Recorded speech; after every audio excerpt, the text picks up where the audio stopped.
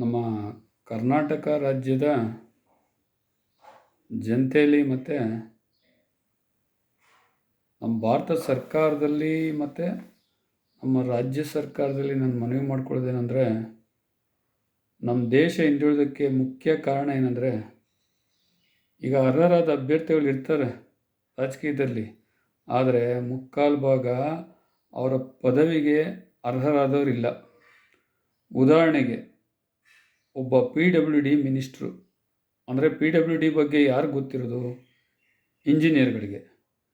ಇವಾಗ ಅವರು ಏನು ಇಂಜಿನಿಯರ್ ಅಂದರೆ, ಇವಾಗ ಏನೋ ಒಂದು ಕೆಲಸ ನಡೀತಾ ಇದ್ರು, ಅವರು ಮಿನಿಸ್ಟರ್ ಆಗಿದ್ದರೆ ಹೋದ್ರೆ ಅಲ್ಲಿ ಕೆಲಸ ಸರಿಯಾಗಿದೆಯಿಲ್ಲ ಅಂತ ಗೊತ್ತಾಗುತ್ತೆ, ಹೋಗಿತಾರೆ, ಸರಿಯಾಗಿ ಮಾಡ್ತಿಲ್ಲ ಅಂತ ಮಾಡಿಸ್ತಾರೆ. ಯಾರಿಗೋ ತೊಗೊಂಡೋಗಿ ಏನೂ ಗೊತ್ತಿಲ್ಲ ಅವರು PWD ಇಂಜಿನಿಯರ್ ಮಿನಿಸ್ಟ್ರು ಮಾಡಿದ್ರೆ ಆತ ಏನು ಮಾಡ್ತಾನೆ, ಯಾರೋ ಬಂದು ಹೇಳ್ತಾರೆ, ಯಾರಿಗೋ ಟೆಂಡರ್ ಅವರಿಂದ ಎಲ್ಲೋ ಏನೋ ಹೆಂಗೋ ಟೆಂಡರ್ ಕೊಟ್ಟು ಯಾರಿಗೋ ಇದು ಮಾಡೋಂಗೆ ಸಿಗೋಂಗೆ ಕೊಡ್ತಾರೆ ಕೆಲಸ ಕಾರ್ಯಗಳನ್ನೆಲ್ಲ.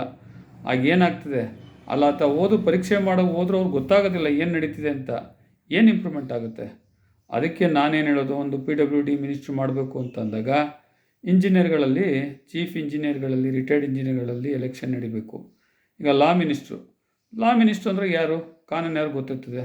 Lawyer, judge. ಆ ಸೀನಿಯರ್ ಜಡ್ಜಲ್ಲಿ ಮಾಡಬೇಕು ಎಲೆಕ್ಷನ್ನು. ಅವಾಗೇನೋ ಒಂದು ಸುಧಾರಣೆ ಆಗ್ತದೆ ಕಾನೂನಲ್ಲಿ. ಆರೋಗ್ಯ ಮಂತ್ರಿ ಅಂದರೆ ದೊಡ್ಡ ದೊಡ್ಡ ಡಾಕ್ಟ್ರುಗಳು, ಸರ್ಜನ್ ಇರ್ತಾರಲ್ಲ, ಅಂಥವ್ರಲ್ಲಿ ಮಾಡಬೇಕು. ವಿದ್ಯಾಮಂತ್ರಿ ಅಂತ ಅಂದರೆ, ಶಿಕ್ಷಣ ಮಂತ್ರಿ ಅಂದರೆ ಯಾರು ಮಾಡಬೇಕು? ಪ್ರೊಫೆಸರ್ ಆಗಿರಬೇಕು, ಅಂಥವ್ರಲ್ಲಿ ಎಲೆಕ್ಷನ್ ನಡಿಬೇಕು.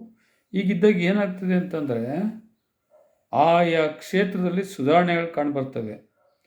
ಆದ್ದರಿಂದ ಏನಾಗ್ತದೆ, ನಮ್ಮ ದೇಶ ನಿಜವಾಗ್ಲೂ ರಾಜ್ಯ ಆಗಲಿ ದೇಶ ಆಗಲಿ ಇಂಪ್ರೂವ್ ಆಗ್ತದೆ. ಏನೂ ಗೊತ್ತಿಲ್ಲದವ್ರನ್ನ ಆ ಮಿನಿಸ್ಟ್ರುಗಳಾಗಿ ಆ ಖಾತೆಗಳು ಕೊಟ್ಬಿಟ್ಟಾಗ ಆತ ಏನು ಮಾಡಬಲ್ಲ? ಯಾರೋ ಹೇಳಿದ್ನ IAS ಆಫೀಸರ್ ಅವ್ರು ಹೇಳಿದ್ನ ಕೇಳಿಕೊಂಡು ಮಾಡಬೇಕಾಗ್ತದೆ.